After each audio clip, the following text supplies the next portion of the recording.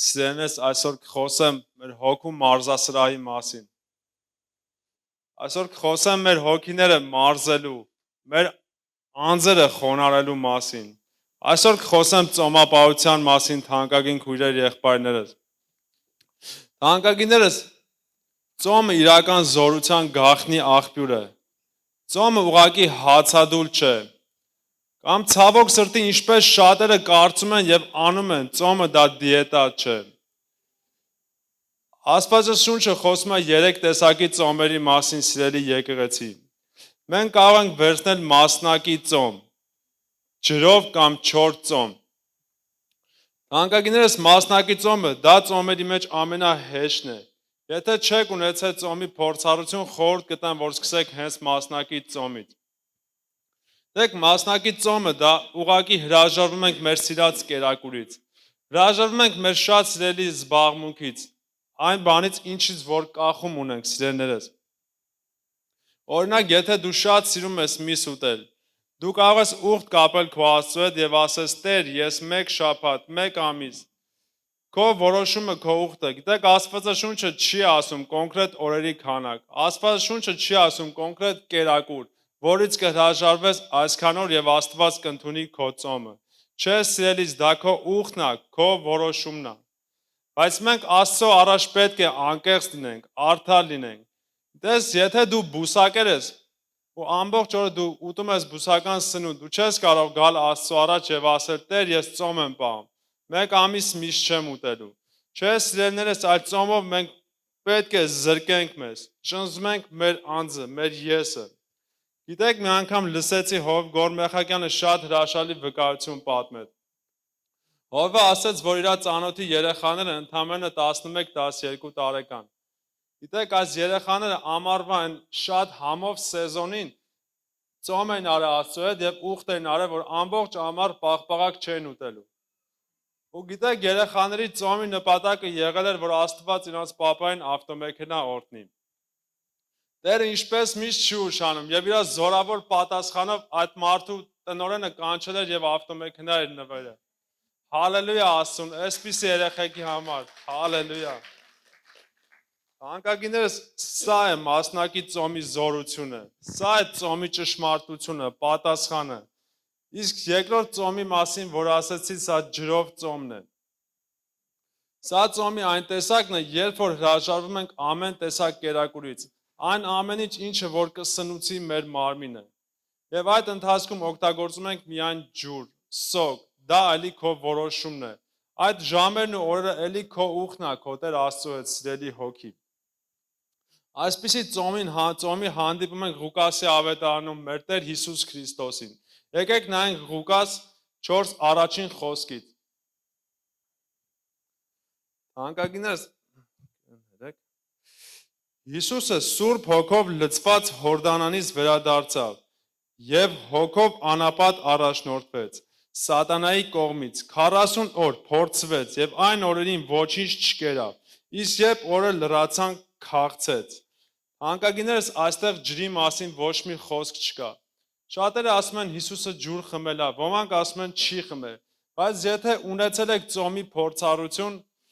դեք ծոմի ժամանակ, երբ որ չենք խմում եւ չենք ուտում, պատկերացրեք 40 օր անապատում շոկ արևի տակ, շոկ ավազի տաքությունը մի կողմից։ Հիսուսը եկեք հիշենք, նա կատարյալ Աստված էր եւ երբ որ գնաց անապատ, նա կատարյալ մարդ էր։ Երբ որ 40 օր չուտենք ու չխմենք, առաջին հետին մենք ծարավ կզգանք։ Առաջին հետին փորձը կգար եւ կասեր, եթե Աստծո որդի ես, ասա այս քարից թող ջուր բխի։ Համաձայն եք ինձ հետ, սա ավելի գայթակղիչ, ավելի ոգևոր առաջարկ կլներ Հիսուսի համար։ Իսկ երրորդ տեսակը դա չոր ծոմն է։ Թանկագիններս, չոր ծոմի մենք հանդիպում ենք երկրորդ օրինացում, երբ որ Մովսեսը բարձրացավ Սարը, Տիրոջ հետ հանդիպելու, նրանից պատվիրանները վերցնելու։ Եկեք նայենք երկրորդ օրինաց 9-րդ գլխի 9-րդ խոսքը։ Երբ ես բարձրացա լեռը, որ առնեմ քարե տախտակները այն ուխտի, որ Տերն արեց ձեզ հետ, 40 օր եւ 40 գիշեր մնացի լեռան վրա, ոչ հաց կերա եւ ոչ էլ ջուր խմեցի։ Տեսեք Մովսեսի զորությունը։ Տեսեք Մովսեսը 40 օր մնաց առանց ուտելու եւ խմելու, որովհետեւ նա Տիրոջ գերբնական ներկայության մեջ։ Այս եկեք հիշենք, այստեղ հрьяաները նորից կարծրացեցին իրենց սիրտը։ Այստեղ հрьяաները նորից խոտորվեցին եւ 12-րդ խոսքում Աստված Մովսեսին նորից ներքև է ուղարկում։ Եվ Տերն ասում է, Մովսեսն Տերն ինձ ասաց. «Վեր կաց, շուտ իջիր այստեղից, որովհետև ապականվեց Եգիպտոսի երկրիցը քո դուրս բերված ժողովուրդը»։ Նրանք շատ շուտ շեղվեցին այն ճանապարհից, որ պատվիրել էին նրանց։ Իրենց համար ձուլածո կուրկ շինեցին։ Հանկագիներս հիշում եք, այստեղ Մովսեսը իջավ եւ տախտակները գետին խփելով ջարդեր։ Դեք Աստված խոսեց Մովսեսի հետ եւ ասեց. «Թույլ տուր այս ժողովրդին ոչնչացնեմ»։ Բայց Մովսեսը նախանձախնդրություն ուներ Աստծո հանդեպ եւ ասաց. «Մի թող որ ուրիշ ազգերը ասեն նրանց Աստվածը չկարեցավ»։ Մովսեսը հայրական սիրտ ուներ սիրելիներս եւ ասաց. «Թող որ գթա այս անգամ այս ժողովրդին»։ Եվ շարունակելով 18 խոսքից 18-րդ խոսքը Մովսեսը նորից գալիս է Աստծո առաջ։ Եկեք նայենք ինչ ձև է գալիս։ Առաջվա նման վայր ընկա Տիրոջ առաջ։ 40 օր եւ 40 գիշեր ոչ հաց կերա եւ ոչ էլ ջուր խմեցի ձեր գործած բոլոր մեղքերի համար, որովհետև չարություն եք արել Տիրոջ առաջ, բարկացնելու համար նրան։ Թանկագիներս սա ծոմի այն տեսակն է, որ մենք 80 օր կարող ենք այսպիսի ծոմ պահել միայն գերբնականի ժամանակ, միայն Աստծո զորավոր ու սուրբ ներկայության ժամանակ սիրելիներ, միայն Աստծուց խոսք ունենալու ժամանակ, այն խոսքը, որ Աստված քեզ ասել է, վերցրու այդ ծոմը այսինչ գործի համար։ Բայց եթե չունենք այսպիսի խոսք Աստծուց սիրելիներս, մենք կարող ենք 4 ծոմ վերցնել, սկսելով 1 օրից, 2 օր, եւ հետո դու որոշես ու քո ընթացքով առաջ շարժվել։ 4 ծոմը սիրելիներս շատ զորավոր պատեր քանդող է, շատ սատանայի ձեռքերի կապանքները կապողն է, քանդողն է։ Այդ ծոմի զորությունը շատ զորավոր է, թանկագին հոգի։ Սիրելիներս քրիստոնյայի կյանքում ծոմը պետք է լինի ուրախ փորձառություն։ Այսօր ցավոք ոչ բոլոր քրիստոնյաներն են ծոմի մասին լսելուց գոչում հալելույա։ Այսօր ոչ բոլոր քրիստոնյաներն են ծոմ պահում ցավոք սրտի։ Բայց ես ու դու Աստծո զավակ լինելով, Հիսուսի հետևորդ լինելով սիրելիներս, պետք է լինենք ծոմ պահողներ։ Պետք է մենք ծոմ պահենք, ծոմի կարևորությունը հասկանալով։ Սիրելիներս, մեր ծոմի առաջին նպատակը պետք է լինի հնազանդվելով, խոնարհվելով Տիրոջը մոտենալ, Աստծո երեսը փնտրել։ Թանկագինես, մենք կարող ենք ծոմով գերբնական պատերազմներ մղենք մեր մեղքի դեմ։ Սիրելի քույրեր, եղբայրներ, եթե ունեք մի կապանք, սիրելի եղբայրներ, ովքեր ծխում եք, ունեք ծխախոտի կապանք, դու քո ծոմով կարող ես հաղթել այդ ծխախոտին, դու կարող ես նայել այդ փոքրիկ թղթի կտորին եւ ասել վերջը եկավ։ Դու քո ծոմով կարող ես հաղթել դրան։ Սիրելի երիտասարդ, քո հեռախոսին դու ծոմով կարող ես հաղթել։ Եթե դու վերցնում ես Աստվածաշունչը ու հեռախոսը, այս այդ ժամանակ հեռախոսն է ծանր դառնում քո համար, դու ծոմով կարող ես հաղթել այդ հեռախոսին եւ շարունակես քո Աստվածաշունչը կարդալ, սիրելի հոգի, հալելույա։ Հալելույա։ Անկագիներս ծոմով մենք կարող ենք հասկանալ Աստծո կամքը։ Ծոմով կարող ենք մենք փնտրել ու հասկանանք Աստծո կամքը։ Ինչպես արեց Սողոսը, ով որ Աստծո կամքը իմանալուց հետո դարձավ Պողոս առաքյալը։ Եկեք նայենք Գործք առաքելոց 9-րդ գլուխը 8-րդ խոսքից։ Սողոսը գետնից վեր կացավ, բայց աչքերը բացելով ոչինչ չէր տեսնում։ Նրա ձեռքից բռնած մցրեցին Դամասկոս։ 3 օր չէր տեսնում, ոչ կերավ, ոչ էլ խմեց։ Գիտեք, այստեղ առաջին հայացքից կարանք մտածենք ինքը տխուր էր եւ դրա համար ոչինչ չէր ուտում։ Բայց չէ, սիրելիներս, Աստված Սողոսին խոսք ասաց, Հիսուսը ասաց, վեր կաց մտի քաղաք եւ քեզ կասեմ, թե ինչ կանես։ Իսկ Սողոսը ծոմ պահելով, սքով սպասում էր, թե Աստված իրան ինչ խոսք ասի, թե ինչ պետք է անի։ Եվ Աստծո կամքը իմանալուց հետո Սողոսը դարձավ Պողոս, ով կատարեց գերբնական գործեր Տիրոջ զորությունով եւ առաջնորդությունով։ Հանկագիներս ծոմի նպատակներից մեկը նաեւ բժշկություն, ազատագրություն փնտրելն է։ Եկեք հիշենք Մատթեոսի ավետարանում, երբ այն լուսնոր տղայի միջից դևերը չկարողացան հանեն աշակերտները։ Նրա հայրը լացով եկավ Հիսուսի մոտ եւ ասաց, չեն կարող քո աշակերտները հանեն։ Իսկ երբ աշակերտները հարցրեցին, ինչու չկարողացանք այս դևին անենք, Հիսուսը պատասխանեց, սա այն տեսակն է, երբ որ դուրս կգա միայն աղոթքով ու ծոմով, սիրելի հոգի, մենք ծոմով կարող ենք քշել դևերի, ծոմով կարող ենք քանդել պարիսպները, ջախջախենք սատանայի գործերը։ Թանկագիններս, ծոմը ճանապարհ է բացում, որ մենք Աստծուն խառնենք մեր իրավիճակներին։ Ինչպես Գայանը աղոթելուց ասես Տեր արի եւ խառնվի մեր իրավիճակներին, մեր կարիքներին։ Ծոմը այն գործիքն է, որով մենք Աստծուն կարող ենք խառնել մեր ճանապարհների, մեր իրավիճակների մեջ։ Եկեք նայենք երկրորդ մնացորդացում, երբ ամոնացիների ու մոաբացիների բանակները հարձակվել են Սեյրի դեմ, այնտեղ թագավորություն էր անում Հովսափաթ թագավորը։ Եվ նայենք Հովսափաթը ինչպես վարվեց։ Երկրորդ մնացորդաց 20-րդ խոսքից։ Հովսափաթը վախեցավ, երեսն ուղղեց դեպի Տերը, փնտրելու նրան եւ ծոմապահություն հայտարարեց ամբողջ Հուդայում։ Տեսեք, սիրելիներս, թագավորը չդիմեց Ամերիկային, չդիմեց Եվրոպային այն ժամանակվա, չդիմեց զորավոր երկրների, այլ թագավորը, որ քաղաքի գլուխն էր, ինքը որոշում կայացրեց եւ եկավ Աստծուն դիմելու։ Նա ծոմ հայտարարեց եւ եկեք նայենք 13 խոսքում ինչպես վարվեցին այնտեղ ժողովուրդը։ Հուդայի բոլոր բնակիչները կանգնած էին Տիրոջ առաջ, իրենց երեխաներով, իրենց կանացով եւ որդիներով։ Տեսեք, թանկագիներս, ամբողջ քաղաքը սուգ արեց, ծոմով եկավ Աստծո առաջ, որ Աստված շարժվի։ Եվ 15 խոսքում տեսնում ենք Տիրոջ գերբնական բազուկը։ Տերը չի ուշանում, երբ որ պահում ենք Աստվածաշնչյան ծոմ։ 15 խոսքից նա ասում է. Եվ նա ասաց. լսեցեք Հուդայի բոլոր մարդիկ, Երուսաղեմի բնակիչներ եւ ով Հոսափատ թագավոր։ Տերը ձեզ այսպես է ասում. մի վախեցեք եւ մի զարեք այս մեծ բազմությունից, որովհետև պատերազմը ձերը չէ, այլ Աստծունը, հալելույա, թանկագին քույրեր, եղբայրներ, այսօր եթե ունեք խնդիրներ, պատերազմը ձերը չի, պատերազմը Աստծունն է, եթե մենք գալիս ենք ճշմարիտ ծոմով, աղոթքով Տիրոջ առաջը, սիրելիներ, մենք էլ չպետք է հետ նայենք, որ քո խնդրումը դրել ես խաչի առաջ, էլ հետ մի նայ, եթե էլ քոնը չի, Հիսուսը պատասխանել է, այսօր քո ծոմով, եթե թողել ես քո խնդիրը Աստծո առաջ, Հիսուսը պատասխանել է, Տերը գործում է հենց առաջի վարքյանից, ինչպես Դանիելին ասաց։ Հիշում եք, երբ Դանիելը տեսիք տեսավ, նա չհասկացավ, նա խորում էր, թե ինչ է այս նշանակում։ Եվ Դանիելն էլ ծոմով եկավ Տիրոջ առաջ, եկեք նայենք Դանիելի ծոմը։ Դանիել 10-րդ խոսքից Դանիելն ասում է. Այն օրերին ես Դանիելս սքի մեջ էի 3-7 օրեր,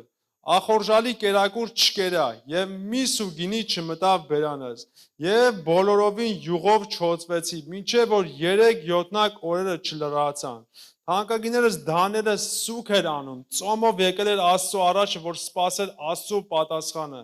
Իսկ շարունակելով 12 խոսքից տեսնում ենք, որ հենց այդ վարքյանից մեծ ծառայող հրեշտակները սերներս հենց մենք կանգնում ենք աղոթքի, հենց ծոմ ենք վերցնում այդ նույն վարքյանից թանկագիներս մեծ ծառայող հրեշտակները անցնում են գործի։ Նրանք ուզում են բերեն այն պատասխանը, որի կարիք ունենք, որին որ սպասում ենք սներս, եկեք նայենք 12 խոսքում ինչպես են պատասխանում Դանիելին։ Եվ նա ինձ ասաց. մի վախեցիր, ով Դանիել, որովհետև այն առաջին օրից, երբ մտադրվեցիր ըմբռնել, եւ քո անձը քո Աստծու առաջ խոնարհեցրեցիր, քո խոսքը լսվել են, եւ ես եկել եմ քո խոսքի պատճառով, եւ պարսիկների թագավորության իշխանը, այսինքն Սատանան, 21 օր դիմադրեց ինձ, եւ ահա Միքայելը առաջին իշխանավորներից մեկը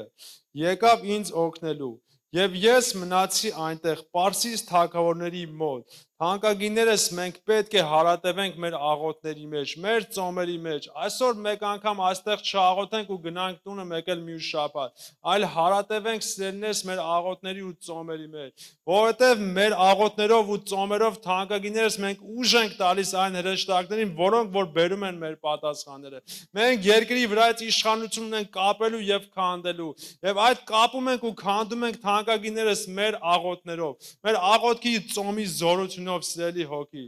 Թանկագիններս, գուցե մի փոքր տարօրինակ հնչի, գուցե մի փոքր ծիծաղելի հնչի բոլորիդ համար, բայց ես հիշում եմ առաջին անգամ, որ ծոմ պահեցի։ Գիտեք, մի նորադարձ քրիստոնյա, ով մկրտված էր Սուրբ Հոգով, Բայց այդ ժամանակ չունեի եկեղեցի, չունեի կողքից հոգևոր քույր ու եղբայր, չունեի մեկը, ով կառաջնորդեր, կբացատրեր ինձի խոսքը։ Ես ուղղակի կարդում եմ իմ Աստվածաշունչը ինտերնետով, փորձում եմ լսել քարոզներ։ Գիտեք, հանդիպեցի ինտերնետով on-line մի եկեղեցական ծառայության։ Եվ փառք Աստծուն իրանց համար, որոշ չափով սովորում եմ, սովորացնում եմ իմ կարդացածները։ Եվ այնտեղ եղբայրներից մեկը խնդրեց մեկ օր, որ իր խնդրի համար ծոմ վերցնենք։ Ես էլ ուրախությունով ասացի կվերցնեմ եղբայր, բայց հարցրեցի ինչպես պետք է վերցնեմ, որովհետև չգիտեի ոչինչ։ Եվ գիտեք, եղբայրը ասեց պետք է հրաժարվես քո սիրած կերակուրից, ճզմես քեզ, նեղություն տաս քո մարմնին։ Եղբայրը խոսում էր մասնակի ծոմի մասին, բայց ինչ է կարծում, սիրելիներս, Հիսուսը ուզում է, որ մենք ուղղակի սոված նստենք։ Հիսուսը ուզում է սիրելի երիտասարդ, որ դու հեռախոսը չօգտագործես, նստես մի անկյունում, լացես, սա է Տիրոջ ծոմը։ Չէ, սիրելիներս, Հիսուսը այսպիսի ծոմ չի ուզում։ Բայց այս քայլը թանկագիններս տանում է այն գերբնական ճանապարհին, այն ծոմին, որը որ ուզում է մեզանից Հիսուս Քրիստոսը։ Թանկագիններս, մենք պետք է ծայենք այդպիսի ծոմ։ Բայց ինչպես ասի, ես գիտություն չունեի։ Ուրախությամբ գոչեցի ալելույա եւ առավոտյան մտածում էի, թե ինչ պետք է անեմ։ Որոշել ենք, որ մեկ օր ծոմ պետք է վերցնենք։ Առավոտյան երբ արթնացա, մտածում եմ Տեր Աստված, ինչից հրաժարվեմ, ու այնց այստեղ այդ ծիծաղելու զարմանալու պահը ես որոշեցի, որ պետք է ծամոն չծամեմ ամբողջ օրը։ Գիտեք, ուղղակի կար կախվածություն, երևի խասյաթ էր դարձել իմ մոտ, ես ամբողջ օրը ծամոն էի ծամում, հացից շատ։ Ու որոշեցի այդ առավոտ ես ծամոն չեմ ծամելու։ Եկել էր կեսօր, քիթս վերև ցցած քայլում եմ, ես ինչ ուժեղ ծոմ եմ վերցնում, Տեր Աստված մինչև իրիկուն պատասխանելու ես եղբոր խնդիրը լուծված է, այլ հարց չկա, ու մտածում եմ, վсё, այսօրվանից ես այս ծոմը շատ եմ վերցնելու, Աստված ջան, էսի շատ մեծ զոհ է։ Բայց ինչպես ասի այդ ժամանակ ես չգիտեի սենես, որ ծոմը դա ծամոն չծամելը չի։ Չգիտեի, որ ծոմը դա ուղղակի հաց շուտել կամ ջուր չխմելը չի։ Քույրեր, եղբայրներ, ծոմը դա մեր եսը, մեր անձը ճզմելն է, խոնարհեցնելը, ջարդելն է։ Աստվածաշնչյան ծոմը կերակուրից կամ ինչ-որ կախվածությունից հրաժարվելն է, հոգևոր արժեքներ փնտրելու համար։ Հանգագիներս ծոմի ժամանակ մենք մեր շեշտը, մեր ընթացքը պետք է դնենք հոգևոր արժեքներ փնտրելու վրա։ Ծոմը պետք է լինի Աստծո հետ ունեցած մեր փոխհարաբերությունների անբաժանելի մասը, սիրելի քրիստոնյա։ Ծոմը առավել խորը, ուժեղ եւ մտերիմ հարաբերություններ է ստեղծում մեր եւ Աստծո միջեւ։ Ինչպես Դավիթ թագավորն էր վարվում, սիրելիներս, նա հույսը չէր դնում մարդկանց վրա։ Ամեն ինչ հետևում թողած նա ծոմով արդյունքներով գալիս էր Աստծո առաջ։ Գիտեք, Սաղմոս 69-ը վերնագրված է որպես օգնության սաղմոս։ Եվ այս սաղմոսում Դավիթը եկել էր Տիրոջ առաջը, արդյունքներով Տիրոջ տունը կառուցելու համար։ Եկեք կարդանք Սաղմոս 69, 7-րդ խոսքից։ Որովհետև ես քեզ համար համբերում եմ նախատինքին, ամոթը ծածկում է իմ երեսը, օտար եղա իմ եղբայրներին եւ անծանոթ իմ մոր որդիների համար, որովհետև քո տան նախաձախնդրությունը կերավ ինձ, եւ քեզ նախատինք տվողների նախատինքները ընկան ինձ վրա։ Լաց եմ լինում, իմ անձը ծոմ է պահում, եւ դա նախատինք է լինում ինձ համար։ Ես իմ հանդերձները քուրձ դարձեցի, առակ եմ դարձել նրանց համար, հալելույա Դավիթի սրտի համար, սիրելիներս, շատ սքանչելի սիրտ ուներ Դավիթը Աստծո առաջ, բայց այսօր թանկագին քույր ու եղբայր, ես ու դու ունենք այդ սիրտը, այսօր արդյոք իմ ու քո սրտի շարժարիթը Տիրոջ տունը կառուցելն է, այսօր արդյոք մեր դրդապատճառները Տիրոջ տունը կառուցելն է, այսօր դու պատրաստ ես ծոմը վերցնես, քուրձ հագնես ու նստես մոխրի մեջ, քո դրացում Տիրոջ տան ճանապարհը ցույց տալու համար, քո տան անդամի ապաշխարության համար, սիրելիս դու կշարժվես այն մեկի համար, ում որ փողոցում գուցե մեկ անգամ ասել ես, արի գնանք Տիրոջ տուն եւ ասել է դե գնա այ աղանդավոր։ Դու այսօր պատրաստ ես ծոմ վերցնես այդպիսի մարդու համար, թե կասես ինչ ես խոսում եղբայր, ես առավոտյան գործի եմ, թե կասես ես ժամանակ չունեմ սկի իմ տան համար աղոթեմ։ Թանկագիններս, շատերն ասում են, դե խոսքը մեկ անգամ տվել եմ հերիքա, եթե Աստված ուզի, Աստված կբերի, ասում եմ ձեզ, Աստված ուզում է ու կբերի, Աստված իր զավակներին դուրս չի թողում, Աստված կբերի, Բայց Հիսուսը հենց քեզ, որ լսում ես, հենց քեզ ասեց վերցրու քո խաչ ու արի իմ հետևից։ Հիսուսը հենց քեզ ասեց արի եւ վերցրու իմ բեռը։ Իմ հոգսը հենց քեզ ասեց Հիսուսը արի եւ տար։ Անկագինես, եթե այսօր դու չանես, Հիսուսը ասեց, եթե սրանք լռեն, քարը կհագեն։ Այսօր եթե դու չանես Տիրոջ գործը,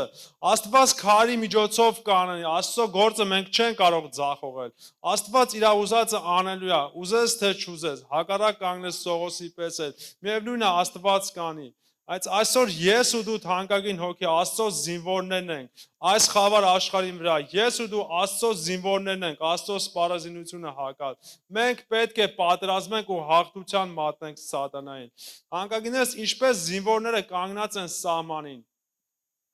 երբ նրանք տեսնում են թշնամին զենքը չեն գցի փախնի։ Երբ որ զինվորը տեսնի իր կողքի զինվորը գերության մեջ է, նա մի անգամ չի կրակի եւ ասի վերջ, եթե Աստված կամենա նրան կազատի։ Նա չի ասի վերջ, իշխանությունները եթե կամենան կազատեն, այլ զինվորը կկռվի մինչև վերջի պատրոնը։ Շատ լսել ենք, որ զինվորները կռվել են մինչև վերջի շունչը, վերջին հնարավորությունը թանկագիներ։ Ասում եմ զինվորը եթե չկրակի, Աստված էլի կազատի այդ գերուն, բայց զինվորը խղճմտանքով կկրակի։ Այսօր որքան ավելի ես ու դու, որ Աստծո զինվորներն ենք, ինչքան մենք պիտի պատրաստենք փողոցում գտնվող մեր ծանոթների համար, փողոցում գտնվող այն քույր եղբայրների համար, որ իրապես պատրաստի զինվորներ են, սպասում են Տիրոջ հետ հանդիպան։ Այսօր ես ու դու պետք է կանգնենք այն սահմաններին, որը Աստված տվել է։ Մենք ծոմով ու աղոթքով կարող ենք փոխել իրանց ընթացքը, իրենց ճանապարհները։ Սիրելիս, հին ուխտում, երբ որ կարդում ենք ծոմապահության մասին, հաճախ հանդիպում ենք քուրձ բառին։ Գիտեք, շատ հետաքրքրեց ինչ է քուրձը, խեն բոլորով քուրձ հագնում։ Ու գիտեք, քուրձը դա սքի նշան է։ Քուրձը դա կարում էին այծի մազից։ Դա դառնում էր մի շատ չոր կոպիտ զգեստ։ Նրանք հագնում են սուկ պահողները քուրձը, բայց երբ հագնում են Աստծո զավակները, շատտեղ կարդում ենք, որ նրանք պատրում են իրեն շորերը, հագնում են քուրձը, այդ կոպիտ զգեստը, եւ նստում են մոխրի մեջ։ Նրանք արցունքներով ապաշխարում էին, նրանք արցունքներով խնդրում էին, ծոմի մեջ պատերազմում են։ Դարից առաջ մենք տեսնում ենք Աստվածաշնչից սերներս, որ Աստծո զավակները քուրձ են հագնում, ծոմով գալիս են Աստծո առաջ նոր պատմություններ կերտելու համար։ Նրանք գալիս են Աստծո առաջ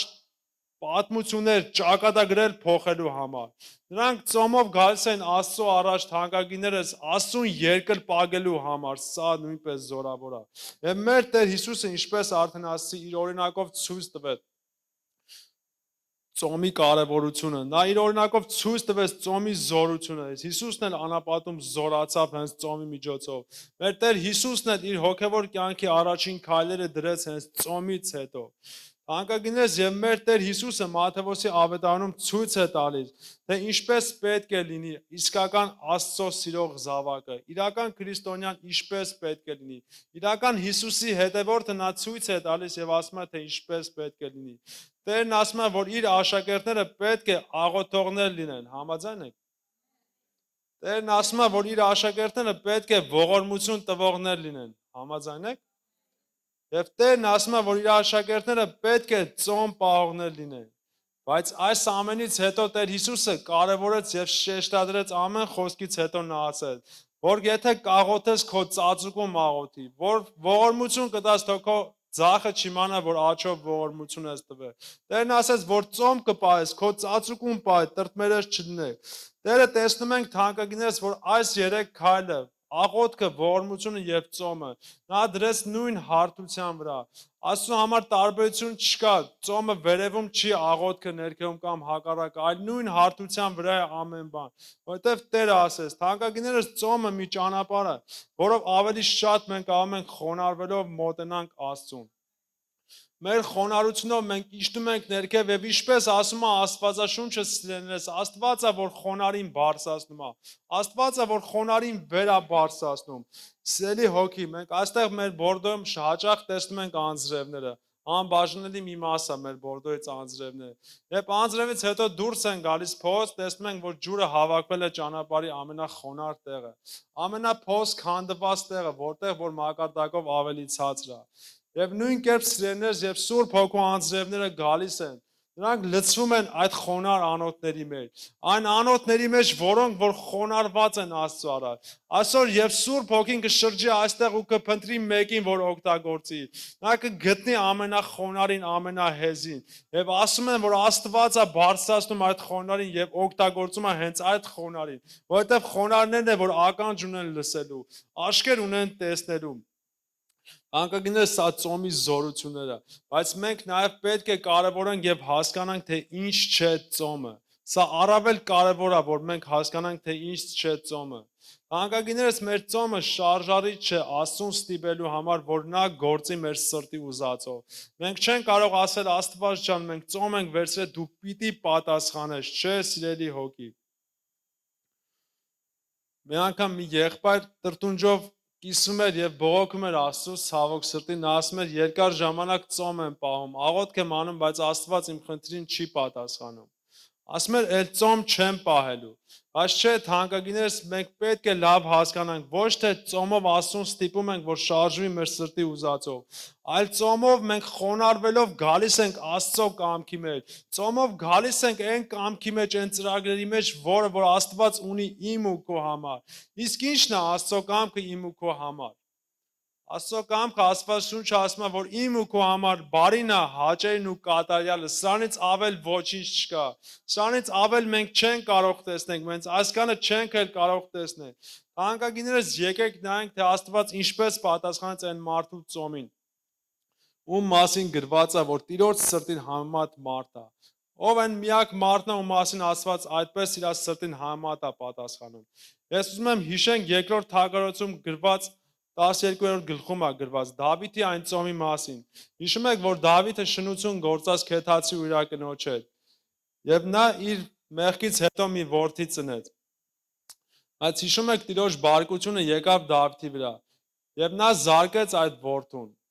Դեք Դավիթը գրված է, որ 6 օր ծոմ պահեց։ Նրա պալատականները գալիս են եւ ուզում են ոտքի կանգնեցնեն, կերակրեն, բայց չէ, նա արցունքներով սքում էր իր որդու հիվանդությունը, նա աղոթում էր, որ իր որդին բժշկվի։ Գիտեք, 7-րդ օրը նրա որդին մահացավ։ Նրա պալատականները այնքան վախեցած էին, որ չեն էլ ուզում ասեն Դավիթին, որովհետև կարծում են, որ նա կխելագարվի մեր բառերով ասած եւ ավելի սքի մեջ կընկնի։ Բայց չէ, Դավիթը երբ հասկացավ, թանկագիներս հարցրեց, երբ որ իմացավ, որ որդին մահացել է, գրված է, որ նա վեր կացավ գետնից, լվացվեց ու գնաց Տիրոջ տունը։ Սիրելիներս, Դավիթը չգնաց Տիրոջ տունը, Տիրոջ առաջ տրտնջալու, թե ինչի չպատասխանեցիր, ինչի իմ որդին մահացավ։ Այլ Դավիթը գնաց, գրված է, որ նա Տիրոջը երկրպագեց, վերջացրեց, եւ դրանից հետո եկավ իր տունը հաց ուտելու։ Երբ տեսան այդ պալատականները, միգուցե զարմացած ապշած նայեցին, Դավիթ, ինչ ես անում, չէ՞ որ քո որդին կենթանի էր, դու սուգ էիր անում, դու ծոմի մեջ էիր։ Բայց Դավիթը շատ հրաշալի պատասխան ուներ եւ ասաց։ Դավիթն ասաց, քանի հնարավորություն ունեի։ Մտածում էի, Տերը գուցե խղճալ, ողորմար, բայց հիմա էլ ոչինչ չեմ կարող անել։ Էլ ինչի համար ծոմ պահեմ։ Հալելույա, թանկագին հոգի։ Թանկագիներս, որ դուք այսօր լսում եք։ Այսօր Տերը ձեզ ասում է, որ դուք հնարավորություն ունեք ծոմ պահելով փոխել։ Այսօր դու կարաս ծոմ պահելով փոխես քո հարևանի կյանքը։ Գուցե կասես իմ հարևանը մուսուլման է, ուրիշ կրոնից է։ Չէ, դու քո ծոմով կարաս փոխես իր կյանքը, իրան բերես ճշմարիտ Աստծուն ճանաչացնել։ Դու ծոմով կարաս քանդես քո կյանքի պատերազմները։ Դու ծոմով կարաս փոխես եղանակներ ու ճանապարհներ, ինչպես արեցին Նինվե քաղաքի բնակիչները։ Հիշում եք, գրված է, որ Նինվեն մեծ քաղաք էր, ու ծայրից ծայր քայլելու համար պետք էր 3 օր։ Բայց երբ Աստված ուղարկեց Հովնան մարգային, գրված է, որ Հովնանը քայլել էր ընդամենը 1 օր, եւ նա քարոզում էր, որ մնաց եւս 40 օր եւ կործանվելու են Նինվեն։ Բայց եկեք նայենք ինչ արեցին Նինվեի բնակիչները։ Հովնան 3:5 խոսքը։ Եվ Նինվեի մարդիկ հավատացին Աստծուն եւ ծոմ հայտարարեցին ու մեծերից մինչեւ փոքրերը քուրձեր հագան։ Հալելույա։ Թանկագիները շարունակելով խոսքը գրված է, որ թագավորը հանեց իր թագավորական զգեստը։ Նա քուրձ հագավ ու նստեց մոխրի մեջ։ Թագավորը, որ այդ քաղաքի գլուխն էր, այդքանով չբավարարվեց, այլ հրաման ուղարկեց եւ ասեց. անասունից մինչև բոլոր մարդիկը, տեսեք նույնիսկ կենդանիներին հրաման տվել, որ ոչինչ չուտեն։ Նա ասաց, որ ետ դարձեք ձեր չար ճանապարհներից եւ Աստված գուցե խղճա եւ ողորմի։ Գիտեք, այս հեթանոսական չար քաղաք էր, ամբարիշտ քաղաք էր Նինվեն, բայց իր զղջումով, իր ապաշխարությունով Աստծո գութը շարժել։ Եվ գրված է, որ Աստված փոխեց այս քաղաքի վաղճանը։ Աստված կոտրելու փոխարեն օրհնեց այս քաղաքը, սիրելի հոգի։ Եվ նույն կերպ եկեք հիշենք հрьяաներին։ Հрьяաներն են, երբ որ գերության մեջ է։ Հիշեք մի քանի քարոզ առաջ Հովը խոսեց Եստեր թագուհու մասին։ Ես նորից ուզում եմ խոսեմ Եստերի մասին, Մորդեքայի եւ Համանի մասին։ Սերս նրանք գերության մեջ են։ Եվ ես հավատում եմ, որ Աստված Եստերին թագուհի դարձրեց հենց այդ օրվա համար։ Գիտեք, որ Մորդեքն ինքը մի հրյա էր, ով պաշտում էր իր Աստծուն, ով որոշում ուներ, որ չի խոնարհվելու, չի երկրպագելու ոչ մեկին։ Բայց Համանը մի գոռոզ մարդ էր, ով որ ուզում էր, որ բոլորը խոնարհվեն իրեն։ Երբ որ նա տեսավ, որ Մորդեքն չխոնարհվեց, նա բարկացած, բայց ասեց միայն, որ այս մեկը մեռնի իմ համար շատ քիչ է, պետք է ոչնչացնեմ բոլոր հрьяաներին։ Նա դավ լարեց բոլոր հрьяաների դեմ սիրելիներս։ Եվ երբ իմացավ Մորդեքն լուր ուղարկեց Եստեր թագուհուն, եւ ասեց պետք է մտնես թագավորի մոտ, պետք է օգնես մեզ։ Աստված քեզ գուցե այսօրվա համար է դրե այստեղ։ Եկեք նայենք Եստերը ինչ պատասխանեց Մորդեքին։ Եստեր 4:11 խոսքում Եստերը պատասխան է տալիս։ Եվ ասում է թագավորի բոլոր ծառաները եւ թագավորի գավառների ժողովուրդը գիտեն, որ ամեն տղամարդու կամ կնոջ, ով չկանչված մտնի թագավորի մոտ, ներքին գավիթը, մեկ օրեք կա, կսպանեն։ Բացի նրանից, որին թագավորը կմեկնի իր ոսկե գավազանը, նա կապրի, բայց ահա 30 օր ես չեմ կանչվել, որ թագավորի մոտ գնեմ։ Պատկերացնում եք ինքը թագուհի էր, բայց ոչ մի իրավունք չուներ։ Ինքը կարող մտնել եւ թագավորը ոնց որ հավես չաներ իր գավազանը պարզել եւ նրանք կսպանեն։ Ինքը կապ չունի, որ թագուհի էր եւ մնացած պալատականներից բարձր։ Տեսնում ենք, որ Եստերը ոչ մի իրավունք ու իշխանություն չուներ թագավորի մոտ մտնելու։ Բայց կարդալով մնացած խոսքերը թանկագինները, Եստերն ու Մորդեքն զրուցում են եւ Եստերը որոշում է կայացնում։ Եվ նրա առաջին քայլը եղավ նորից ծոմը։ Եկեք նայենք շարունակությունը 16 խոսքից, թե Եստերը ինչ պատասխան է ուղարկում Մորդեքին։ Եվ Եստերը ասեց. գնա ժողովիր Շուշանում գտնվող բոլոր հрьяաներին եւ ծոմ պահեք ինձ համար։ 3 օր գիշեր ու ցերեկ, ոչ կերեք եւ ոչ էլ խմեք։ Ես էլ իմ աղախիների հետ այդպես ծոմ եմ պահելու եւ այնուհետեւ թագավորի մոտ եմ գնալու։ Թեև օրենք չէ եւ եթե մեռնելու եմ, թող մեռնեմ։ Այստեղ տեսնում ենք, որ հрьяաներն են վերցրեցին 4 ծոմ սիրելիներս, հрьяաներն են 3 օր վերցրեցին 4 ծոմ։ Եվ այս ծոմի զորությունը հետո համարները կարդացեք թանկագիններ։ Մեր Մարին քուրիկը լավ օծություն ունի, YouTube-ից գտնում է կինոները եւ դնում է։ Այս մի անգամն էլ դիր Մարին քուրիկ։ Թանկագիններս, այս շարունակությունը նայելով տեսնում ենք, որ հрьяաները կոտորվելու փոխարեն կոտորեցին, պարտվելու փոխարեն ծոմի միջոցով փոխեցին եւ պարտության մարտնեցին, սիրելի հոգի։ Թանկագիններս, եկեք նայենք հрьяաների կյանքից եւս մի զորավոր գործ։ Հрьяաների կյանքից եւս մի զորացան գործ, որոնք էլի գերության մեջ են։ Նրանք գտնվում էին Բաբելոնի գերության մեջ եւ այնտեղ էր գտնվում Եզրաս քահանան։ Եվ նա որոշեց, որ պետք է վերադառնա Երուսաղեմ իր Աստծուն պաշտի Աստծո տաճարի մեջ։ Նրա հետ միավորվեցին մի քանի հрья ընտանիքներ։ Եվ գրված է, որ Արտաշես թագավորն էր այդ ժամանակ թագավորում։ Արտաշեսը Աստծուց վախ ուներ, երկյուղ ուներ եւ նրան ասեց. Ես քեզ կտամ լիքը արծաթ ու ոսկի, որ տանես ու լցնես քո տունը, պաշարես քո Աստծո տունը։ Եվ Եզրասն են ինչպես Եստերը, ինչպես մեր Տեր Հիսուսը թանկագիններս, առաջի քայլը սկսեց հենց ծոմին։ Եկեք նայենք Եզրաս 8-րդ գլուխը 21 խոսքից Եզրասը ինչպես վարվեց։ Եվ ես այնտեղ Ահավայի գետի մոտ ծոմապահություն քարոզեցի մեր Աստծո առջև խոնարհվելու համար, որ նրանիցը հաջող ճանապարհություն խնդրենք մեզ եւ մեր ընտանիքի եւ մեր ամբողջ ունեցվածքի համար, որովհետեւ ամաչում ենք թագավորից, որ ճանապարհին մեզ թշնամուցը պաշտպանելու համար զորք եւ ձիավորներ ուզեն։ Քանզի թագավորին ասել էինք, թե մեր Աստծո ձեռքը բոլոր նրան խնդրողների վրա է,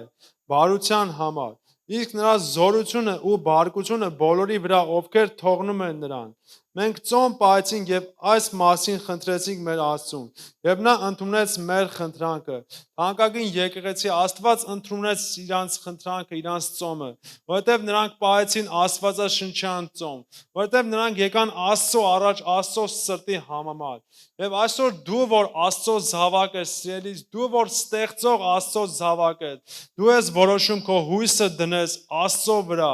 Դու խնդրես Տեզերքի առաջին, թե հույսը դնես Արտաշես թագավորի վրա։ Քո ընկերոջ բարեկամի, այն հնարավորություններ Տեր ունեցող ծանոթին, թանկագին, դու ես որոշում քո հույսը դնես ստեղծվածի թե ստեղծողի վրա։ Այսօր դու ես որոշում քո պատասխանը որտեղից վերցնել։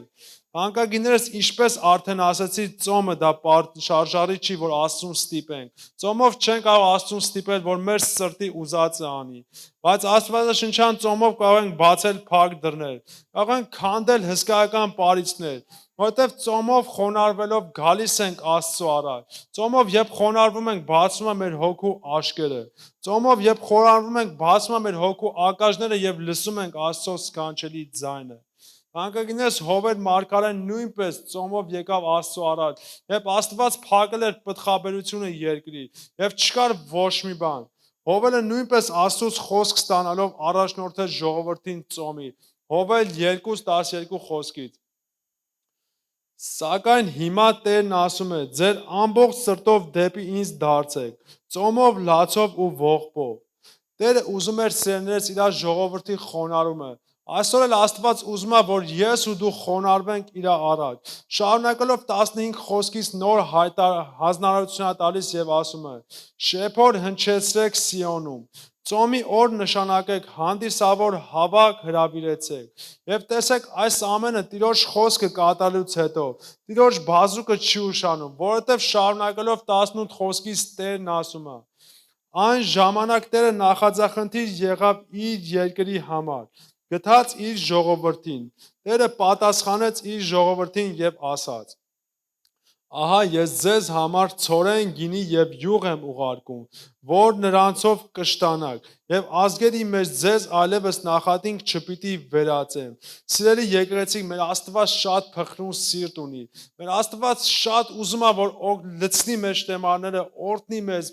լրացնի մեր կարիքները։ Բայց Աստված ուզում է նախ եւ առաջ, որ ես ու դու խոնարհվենք, որ ես ու դու խոնարհվելով գանք Աստծո առաջ, եւ Տերը այդ ժամանակ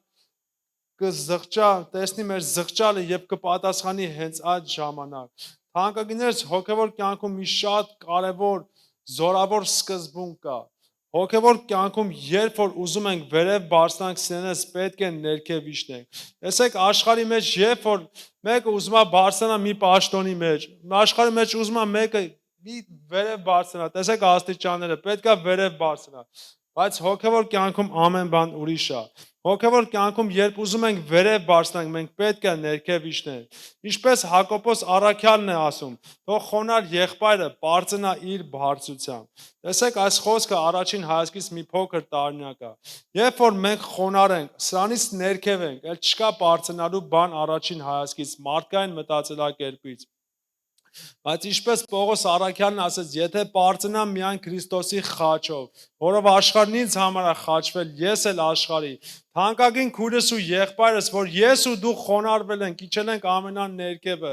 մենք ունենք բարձրանալու Քրիստոսի խաչը, որովհետև այդ Քրիստոսը, որ զորություն տվեց այդ խաչի հաղթանակով, ինձ ու քեզ բարձրացրեց, երկինք բարձրացեց Աստծո արքայության մեջ, նստեցրեց այնտեղ, որ ես ու դու թագավորենք Քրիստոսի հետ, որ ես ու դու ժառանգենք այդ բարձրությունները, սիրելիներս։ Հիշում եք Տեզերքի առաջին մեղքը որն էր, սիրելի եկեղեցի։ Չէ, դրա Ադամից ու Եվայից առաջ Տեզերքի առաջին մեղքը եղավ, որ Արուսյակը գոռոզացավ Աստծո առաջ։ Արուսյակը որոշում կայացրեց սերնես եւ ասաց իմ աթոռը պիտի դնեմ աստղերից վեր։ Արուսյակը ասաց, որ իմ գահը պիտի դնեմ աստվածների սարի վրա, աստվածների ժողովքի սարի վրա։ Բայց Աստված բարկությամբ նրան իջեցրեց ամենաներքևը։ Աստված նրան ասեց պիտի մեռելներից էլ ավելի ներքև իջնեք, բայց մեր Տեր Հիսուս Քրիստոսը ամենակարող Աստված լինելով նա խոնարհվեց, իջավ մինչև անեծքի մահ։ Հիսուսը իջավ ամենաներքևը սիրելի հոգի, բայց Աստված էր, որ նրան բարձրացրեց, ամեն բան դրեց նրա ոտքերի տակ, ամեն բան հնազանդեցրեց նրան եւ տվեց Հիսուսին։ Եվ մենք թանկագիններս այսօր շատ հոգ ենք տանում մեր մարմնի համար։ Այսօր մենք հագցնում ենք մեր մարմինները, կերակրում ենք մեզ, տանում ենք բժշկի, շատերը սպորտ ենք անում առողջության համար, փառք Աստծուն, Աստված ուզում է, որ ես ու դու ունենանք գեղեցիկ, առողջ եւ բժշկված մարմին։ Այս մեր Տերը ուզում է նաև, որ ես ու դու այսօր ունենանք առողջ հոգի։ Այն հոգին, որ կլինի Տիրոջ հետ մեկ հոգի։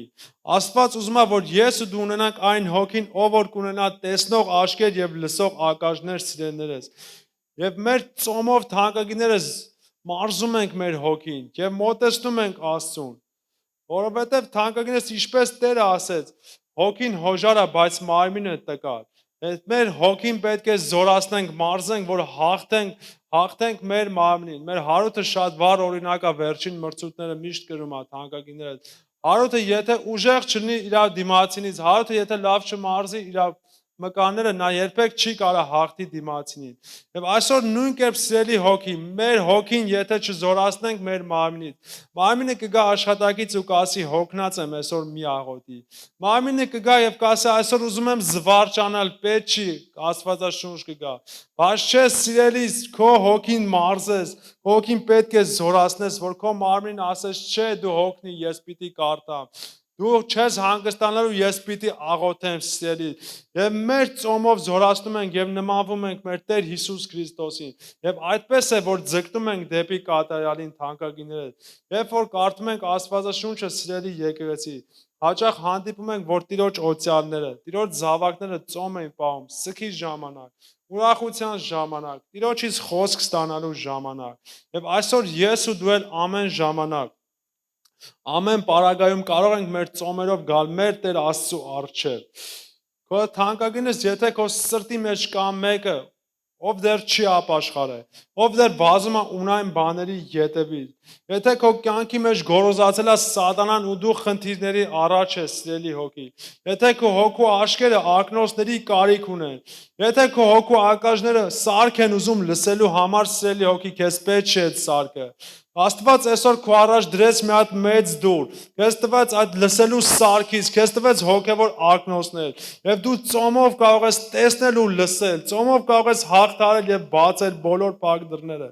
Թանկագիներս, մեր Տեր Հիսուսը ակնկալում էր, որ ես ու դու ծոմ պահող կլինենք, եւ դրա համար նա սովորեցնում էր, թե ինչպես պետք է ծոմ պահենք։ Մատթեոս 6:16-ից Տերը խոսում է ծոմապահության մասին։ Տերն ասում է, երբ ծոմ պահեք, տրտմերես մի եղեք կեղծավորների նման, որոնք խոժոռում են իրենց երեսները, որպեսզի մարդկանց ցույց տան, թե ծոմ են պահում։ Ճշմարիտ եմ ասում ձեզ, հենց դա է նրանց վարձը, այլ դու երբ ծոմ պահես, օծիր քո գլուխը եւ լվա քո երեսը, որպեսզի չերևաս մարդկանց, թե ծոմ ես պահում, այլ քո հորը ծածկապես եւ քո հայրը, որ տեսնում է ծածուկը, քեզ կհատուցի հայտնապես։ Հալելույա, սիրելիներ։ Եկեք նկատենք, Տերը չի ասում, եթե ծոմ պահես։ Տերը չի ասում, որ մի օր աշխատանքի չլնես ու հավես կունենաս ծոմ կպահես, սիրելի հոգի։ Այլ նկատեք 16 եւ 17 խոսքերում Տերը ասում է, երբ ծոմ պահես, Տերը ուզում է, որ ես ու դու ծոմ պահենք, դրան ասում է, երբ որ ծոմ պահեք։ Թանկագինս, ինչպես արդեն ասի, Տերը նույն վերաբերմունքն է ցույց տալիս նաև աղոթքի մասին խոսելու, որովհետև 5-րդ խոսքում Տերը խոսում է աղոթքի մասին եւ ասում է. Երբ աղոթես չլինես կեղծավորների պես, որոնք սիրում են ժողովարաններում ու հրապարակների անկյունում աղոթքի կանգնել, որպեսզի տեսանելի դառնան մարդկանց։ Ճշմարիտ եմ ասում ձեզ, հենց դա է նրանց վարձքը։ Սիրելիներս, տեսեք, որ այստեղ էլ Տերը չի ասում, եթե մի օր կամենաս աղոթել, այլ Տերը ասում է, երբ աղոթես, որովհետև Տերը ուզում է, որ ես ու դու ճշմարիտ քրիստոնյա լինելով աղոթենք։ Տերը ուզում է, որ ծոմ պահենք, դրա համար ասում է, երբ որ ծոմ պահեք, թանկագիններս, եւ նույն վերաբերվելքը Տերը երկրորդ խոսքում ցույց է տալիս ողորմության մասին խոսելու։ Եվ Տերն ասում է, Երբ ողորմություն անես, մի փողարի քո առաջ, ինչպես կեղծավորներն են ժողովարանում եւ փողոցներում անում, որպեսզի մարդկանցից փառավորվեն։ Ճշմարիտ եմ ասում ձեզ, նրանք իրենց վարձքը ստացել են։ Սիրելիս, Հիսուսը նույն վերաբերմունքն է ցույց տալիս աղոթքին, ծոմին եւ ողորմությանը, ինչպես ասացի։ Հիսուսը նույն հարթության վրա է դնում այս ամենը։ Եվ Տեր Հիսուսը ուզում էր, որ իր աշակերտները կատարեն այս ամենը։ Եվ այսօր ես ու դու ենք սիրելիս որոշում։ Մենք Քրիստոսի աշակերտն ենք, զավակն ենք։ Մեր քայլերով մենք ցույց ենք տալիս։ Մենք ուղղակի եկեղեցում այցելու ենք, թե մենք եկեղեցուց եկել ենք խոսքը վերցնելու Քրիստոսի ծառայելու համար, խոսքը վերցնելու եւ շարունակելու, պահելու եւ կատարելու թանկագիններս։ Մենք հաճախ կհանդիպենք Աստվածաշնչում սեներ, որ աշակերտները եկեղեցու ուսուցիչները, նույնիսկ մարգարեները, որ իրանք մարգարե են, արդեն մեծ ուսուցիչներ են, Աստծո խոսքը շատ լավ գիտեն, բայց նրանք հաճախ հանդիպում են, որ էլի ծոմ են պահում։ Եկեք այդպիսի օրինակ կարդանք Գործք առաքելոց 13 գլխում, առաջին խոսքից։ Այստեղ գրված է Անտիոքի եկեղեցու մասին։ Անտիոքի եկեղեցում կային մի քանի մարգարեներ եւ ուսուցիչներ։ Բարնաբասը ու Շմավոնը, որ Նիգեր էր կոչվում, Ղուկիկոս Կյուրենացին, Մանայենը, Հերովդես չորթապետի ընկերը եւ Սողոսը, երբ նրանք Տիրոջը պաշտամունք էին մատուցում եւ ծոմ էին պահում, Սուրբ Հոգին ասաց. «Առանձնացեք ինձ համար Բարնաբասին ու Սողոսին,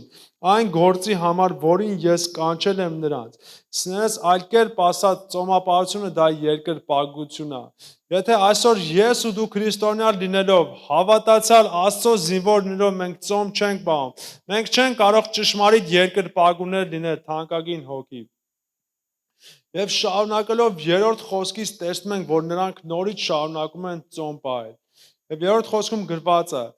այդ ժամանակ ծոմ պահելով ու աղոթելով նրանց վրա ձեռք դրեցին եւ ուղարկեցին։ Թանկագինես, այստեղ եկեք նկատենք, նրանք առաջին անգամ ծոմ պահեցին Տիրոջից խոսք ստանալու վերցնելու համար։ Իսկ երկրորդ անգամ նրանք ծոմ պահեցին օծյալներին զորացնելու, սպառազինելու եւ ուղարկելու համար, սիրելի հոգի։ Թանկագիններս, Աստվածաշնչյան ուսուցիչներից մեկը մի անգամ շատ զորավոր խոսք ասել։ Նա ասել է. «Ես համոզված եմ, որ եթե քրիստոնյան գիտակցում է ծոմապահության կարիքը, սակայն ծոմ չի պահում, նա հետընթաց կունենա ճիշտ նույն կերպ, ինչպես այն քրիստոնյան, ով հասկացել է աղոթքի կարիքը, բայց չի աղոթում»։ Թանկագին հոգի, մի հորդոր ու կոչ ունեմ ձեզ համար, ամեն մեկիդ համար սիրելիներս, հորդոր ու կոչ ունեմ, դու որ այստեղ նստած ծառայող ես սիրելի, դու որ այդտեղ եկեղեցում նստած ես եւ լսում ես Տիրոջ խոսքը, Անկագիներս ուզում եմ կոչ անեմ ձեզ, որ քննեք ձեր սիրտը, հիշեք երբ եք վերջին անգամ ծոմ վերցրել, որ դու ծառայող ես, երբ ես ծոմ վերցրել վերջին անգամ քո ծառայությունը կրակով լցնելու համար, նոր դռներ, նոր ծառայություններ բացելու համար, դուք որ ուղղակի նստած լսում եք սիրելիներս, երբ եք ծոմ վերցրել վերջին անգամ, Տիրոջը ավելի ճանաչելու, բարձրանալու, ծառայող դառնալու համար սիրելիներս, այստեղ նույնիսկ Եվրոպայում, որ ասում են ազատ երկիր է, որ մարդու կամքին չեն բռնանում թանկագիներս, բայց հանդիպել եմ շատերին,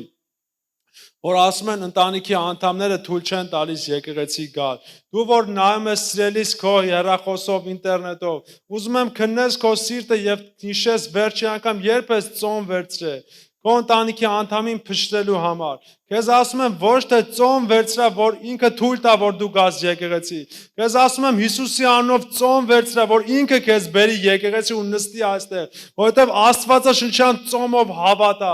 Ոնց որ Գայանքուրիկն ասաց, այն ինչը հնարավոր չի մարդկանց համար, Աստծո համար անկարելի չի թանկագիներս։ Ծոմով կարա քանդեք այն մարդկանց կապակները, որոնք դեմ են քո սիրած Աստծուն, որոնք դեմ են ու թույլ չեն տալի, որ գաք ու պաշտեք ձեր Աստծուն, թանկագիներս։ Ուզում եմ, որ ամեն ժամանակ քննեք եւ մնաք այդ ծոմի շրջանի մեջ, որովհետեւ Աստված նույնն էր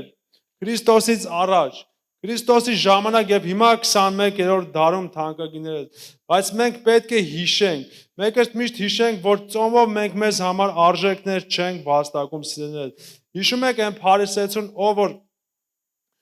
ծոմ էր պահում շաբաթը 2 անգամ 10-րդ էր տալիս եւ հպարտանում էր եւ ասում էր. «Փառք Աստված քեզ, որ ես այդ մյուսների նման չեմ»։ Բայց եկեք նայենք, որ Աստված այդպիսի ծոմ չի ուզում։ Եկեք տեսնենք, թե Աստված ինչպիսի ծոմ է ուզում։ Եսայ 58 գլուխը 5-րդ խոսքից Տերը խոսում է ծոմապահության մասին եւ ասում է. Այսպես կլինի այն ծոմապահությունը, որը ես նախընտրել եմ իբրև մի օր, երբ մարդ իր անձը խոնարհեցնում է, գլուխը ծռել է կնյունի պես, քուրձ ու մոխիրը փռել է իր տակ, դու սա ես ծոմապահություն կոչում, եւ Տիրոջը ընդունելի օր, սա չէ այն ծոմը, որ ես ընտրել եմ, Թանկագիներս Տերը չի ուզում ֆիզիկական երևացող ծոմ, Տերը չի ուզում ուղղակի, որ ծամոն չծամենք եւ նստենք, ասենք մենք ծոմ ենք պահում սիրելիներ, այլ չէ, եկեք նայենք նկարը, խնդրեմ կմիացնեք նկարը կնյունի։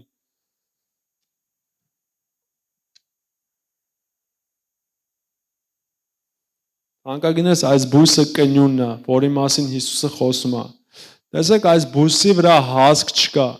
Այս բույսի վրա միայն իր սերմանն է, որ ընկնում է ու ոչ մի բանի պիտանի չի, թանկագին եկեղեցի։ Բայց այս բույսը, երբ որ նայում ենք նոր, որ ծիլ է տալի հողից, ինքը միանգամից պարկում է, սիրելիներ։ Այս բույսը չի ճկնում, այս բույսը պատճառ չունի պարկելու համար, ճկնելու համար։ Բայց այս բույսի հետ Հիսուսը համեմատեց, որովհետև մենք եթե կեղծավորի պես ենք ծոմ պահում, այս կնյունի նման ուղակի պարկում ենք գետին եւ ոչինչ չունենք, բայց Տերը ուզում է, որ ես ու դու լինենք ցորենի նման, կմիացնես ցորենը աղբերս, տեսեք ցորենը ինքը չի պարկում, ցորենը ինքը գլուխը խոնարհեցնում է այն ժամանակ, երբ որ արդեն հասկը հասել է, երբ որ ինքը լցվել է ու ծանրացել է, թանկագին հոգի, տեսեք, որ ցորենը ինքը ճկնում է իրան, ցորենը ինքը պահում է այն հացատիկը, որը հողի մեջ ընկնելով շատ պտուղ է տալի, շատ պտղաբեր է լինել եւ Աստված ուզում է, որ ես ու դու այսպես ճկնենք մեզ, իրապես ճկնենք մեզ եւ դրա համար շարունակելով խոսքը Տերը ասում է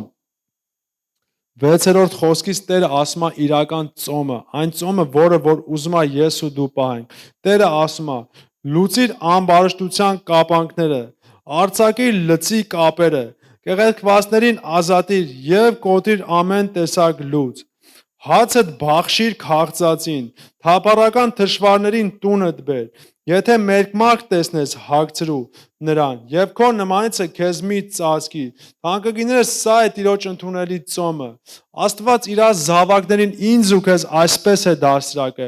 Աստված ուզում է, որ ես ու դու այդպես լինենք։ Եվ այդպես լինելուց հետո Տերը ասում է ինձ ու քեզ այն զավակին, որը կվարվի Տիրոջ խոսքով։ Տերը ասում է այդ ժամանակ դու կկանչես եւ ես կպատասխանեմ։ Տերը ասում է դու կաղաես եւ ես կասեմ ահա ես։ Թանկագիներս փառք մեր Աստծուն իր այս սիրո համար, իր ճանապարհների համար։ Սիրելիներս կարդացեք Եսայ 58 գլուխը։ Տերը այնտեղ շատ օրհնություններ, շատ խոստումներ, շատ պատասխաններ ունի ամեն մեկիս համար։ Եվ այդ խոսքերը պահելով սիրելիներս մենք կլինենք Դավիթի, Հիսուս Քրիստոսի, Եսթերի, Եզրասի բոլոր այն զորավորների նման ծոմ պահողներ եւ այդ ծոմով մենք կքանդենք ճանապարհներ, կհարթենք նոր ընթացք, նոր ուղղություն կքանդենք։ Հալելույա Հիսուսին։ Եկեք կանգնենք աղոթքի թանկագին եկեղեցի։ Ով սքանչելի Աստված փառավոր Տեր, գալիս եմ գահիտ առաջ քո որդի Հիսուսի անունով Տեր արքա, այստեղ գտնվող ամեն մեկի համար Տեր, գալիս եմ գահիտ առաջ Տեր արքա, մեզ ամեն լսողի, մեզ ամեն դիտողի համար Տեր արքա, այս խոսքը որ ընկավ Տեր արքա, որ դու ցանեցիր Տեր արքա, օգնիր որ սեմ դառնա ամեն մեկիս կյանքի մեջ Տեր արքա, ամեն մեկիս կյանքը փոխի եւ օգնիր Տեր որ դառնանք ճշմարիտ ծոմապահողներ Տեր արքա, օգնիր որ դառնանք ճշմարիտ աղոթողներ ամեն մեկը, կարողանանք ճշմարիտ ծոմերով գանք քո առաջ Տեր արքա, քո զավակների պես Տեր, օգնիր որ լինենք քո սրտի համեմատ մարդիկ Տեր արքա, կատարյալ մարդիկ Տեր արքա, քո զորությունով, քո այն զինվորները, որոնց կսիրես օգտագործել Տեր արքա, սովորեցրու մեզ քայլել քո ճանապարհներով Տեր արքա, սովորեցրու մեզ քայլել Տեր արքա, քո խոսքի համաձայն Տեր, օգնիր ամեն մեկից Տեր արքա, որ քո խոսքը կարողանանք պահել ու կատարել Տեր արքա, օգնիր որ ամեն ժամանակ քո խոսքը ունենանք մեր մտքի մեջ, մեր շուրթերի եւ սրտի վրա Տեր արքա, որ ամեն ժամանակ քո խոսքը լույս լինի մեր ճանապարհների մեջ։ Հիսուս թագավոր քո զորավոր անունով եմ խնդրում Տեր եւ քո այրան պաշտպանությունը Տեր Հիսուս արքա հրճակում եմ այս աղոթքի վրա Տեր արքա այստեղ գտնվող ամեն մեկիս վրա Տեր արքա քո այրան պաշտպանությունը հրճակում եմ ամեն մեծ դիտողի լսողի վրա Տեր արքա ամեն մեկիս ընթացքի եւ ճանապարհների վրա Տեր արքա ամենակարող Հայր գայդ առաջ եկա քո որդի Հիսուսի անունով եւ գոհանում եմ Տեր որ լսում ես եւ շնորհակալ եմ որ արդեն իսկ պատասխանում ես փառք եմ տալիս քեզ գոհություն եմ հայտնում այսօր եւ միշտ եւ հավիտյանս ամեն ամեն ամեն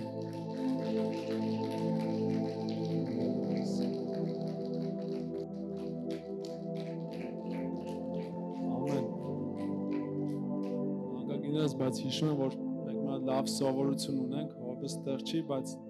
այդ գործը պետք է անենք նոր այդ հանգտում մինչև օրհնության խոսքերը չեք վերցնում տուն չեք գնում չէ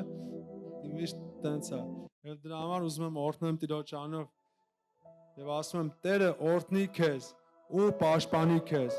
Տերը պայծառացնի իր երեսը քեզ վրա ու ողորմի քեզ եւ եկեք իրար հետ ասենք սիրելի եկեղեցի վերջին խոսքը մեր Տեր Հիսուս Քրիստոսի շնորհը Հայր Աստծո սերը եւ Սուրբ Հոգու հաղորդությունը ամենքիս հետ լինի ամեն ամեն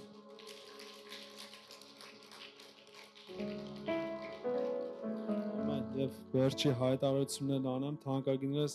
չենք մոռանում, որ չորեքշաբթի ժամը 7-ին Թխեսի դահլիճում աղոթքի ծառայություն, մենք ունենք սաղիթ աղոթների կարիքը։ Այնտեղ սաղդ պետք է սերներս, այնտեղ ամեն մեկ